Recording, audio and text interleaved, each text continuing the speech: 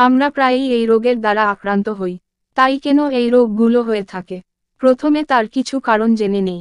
পরবর্তীতে কি কি নিয়ম মেনে চললে আপনার অ্যালার্জির সমস্যা দূর হয়ে যেতে পারে তাও আমরা একটি একটি করে জানার চেষ্টা করব। অ্যালার্জিকে স্বাস্থ্যের ভাষায় অ্যাটোপিও বলা হয়। আবহাওয়ার পরিবর্তন, খাদ্য, পোষা প্রাণী, ধুলাবালি, ধোঁয়া, প্রসাধনী বা ওষুধ ইত্যাদি যে কোনো কিছুর কারণেই অ্যালার্জি হতে পারে। অ্যালার্জিতে শরীরের রোগ প্রতিরোধ ক্ষমতা কিছু জিনিস গ্রহণ করতে অক্ষম। তবে বেশিরভাগ অ্যালার্জি বিপজ্জনক নয়, তবে কখনো কখনো সমস্যাটি গুরুতর হয়ে ওঠে। অ্যালার্জি প্রতিরোধ করা যায়, তবে এর জন্য অ্যালার্জি সৃষ্টিকারী কারণগুলি থেকে সম্পূর্ণরূপে দূরে থাকতে হবে। যদিও অ্যালার্জি কোনো ছোঁয়াচে রোগ নয়, তবুও যদি কারো অ্যালার্জি থেকে সর্দি এবং চোখ থেকে জল আসে, তবে সেই ব্যক্তির সাথে যোগাযোগ বজায় না রাখা ভালো। সম্ভব হলে তার ব্যবহৃত জিনিসপত্র ব্যবহার করবেন না। অ্যালার্জি কি কি ধরনের হতে পারে? যেমন ১. Dust allergy, ২. Latex allergy, ৩. ছাঁচ অ্যালার্জি, ৪. পোষা প্রাণীর অ্যালার্জি, ৫. ত্বকের অ্যালার্জি, ৬.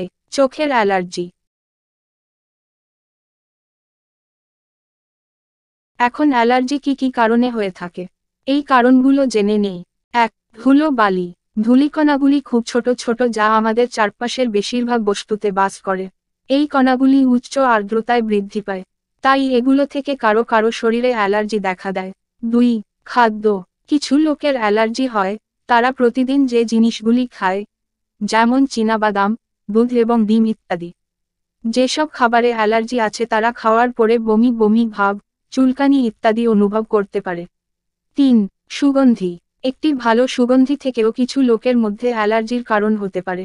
পারফিউম, সুগন্ধি মোমবাতি ইত্যাদির ঘ্রাণ মাথা ব্যথা, বমি বমি ভাব এবং নাকের অ্যালার্জি হতে পারে। ৪. পোষা প্রাণী। পোষা প্রাণীও অনেকের অ্যালার্জির কারণ। পশুর লোম, মুখ থেকে লালা বের হওয়া, খুশকি ইত্যাদি অনেক মারাত্মক অ্যালার্জির সমস্যা সৃষ্টি করতে পারে। ৫. ঘাস। অনেক সময় ঘাস, গাছ ও ফুল থেকেও অ্যালার্জি হয়। এগুলো সবই মৌসুমি অ্যালার্জির কারণ, যা চুলকানি, চোখে জ্বালাপোড়া, ক্রমাগত হাঁচি ও চুলকানির মতো সমস্যা তৈরি করতে পারে।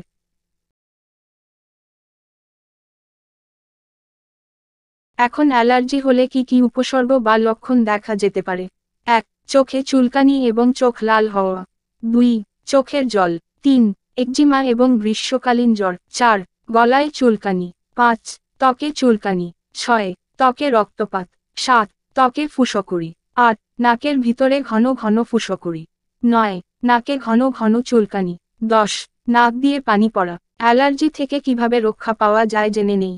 আসলে অ্যালার্জি কোন ভয়ের কারণ নয়, তবে তা আয়ুর্বেদিক চিকিৎসার দ্বারা দূর করা যেতে পারে। যেমন ১. মধু। মধু শরীরের রোগ প্রতিরোধ ক্ষমতা বাড়ায়। প্রতিদিন ২ চামচ মধু ব্যবহার করা শরীরের জন্য খুবই উপকারী। ১ গ্লাস হালকা গরম পানিতে বা দুধে মধু মিশিয়ে পান করা খুবই উপকারী। ২. আপেল। প্রতিদিন একটি আপেল খাওয়া রোগ প্রতিরোধ ক্ষমতা বাড়ায় এবং অ্যালার্জি থেকে দূরে রাখে।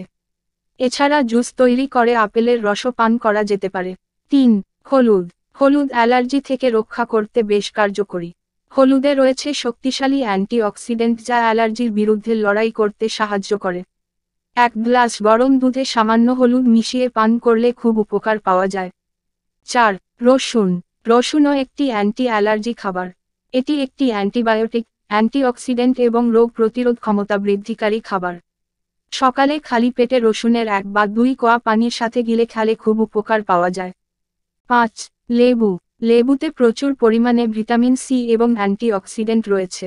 লেবু রোগ প্রতিরোধ ক্ষমতা বাড়ায় এবং অ্যালার্জি থেকে দূরে রাখতে খুবই উপকারী বলে প্রমাণিত।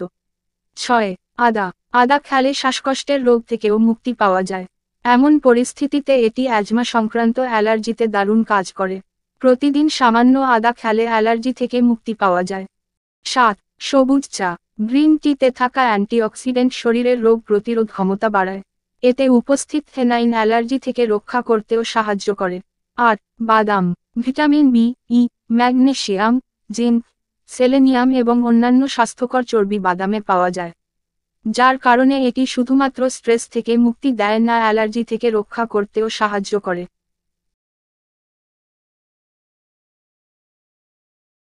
এখন কিছু সতর্ক অবলম্বন করে অ্যালার্জি থেকে রক্ষা পাওয়া যেতে পারে। যেমন 1. ধুলোবালি, ধোঁয়া এবং ময়লা থেকে শরীরকে দূরে রাখুন। 2. কিছু ওষুধ যেমন অ্যাসপিরিন, নিমস্লাইড ইত্যাদি খাওয়ার সময় সতর্ক থাকুন। 3. টক জিনিস খাওয়া যেমন আচার ইত্যাদির ব্যবহার কমিয়ে দিন। 4. সাধারণত আপনার অ্যালার্জি আছে এমন খাবার আপনি খাবেন না। 5. যাদের ময়লা থেকে অ্যালার্জি হয় তাদের বিছানার চাদর, বালিশের কভার এবং পর্দা ইত্যাদি সময়ে সময়ে পরিবর্তন করে নেওয়া উচিত।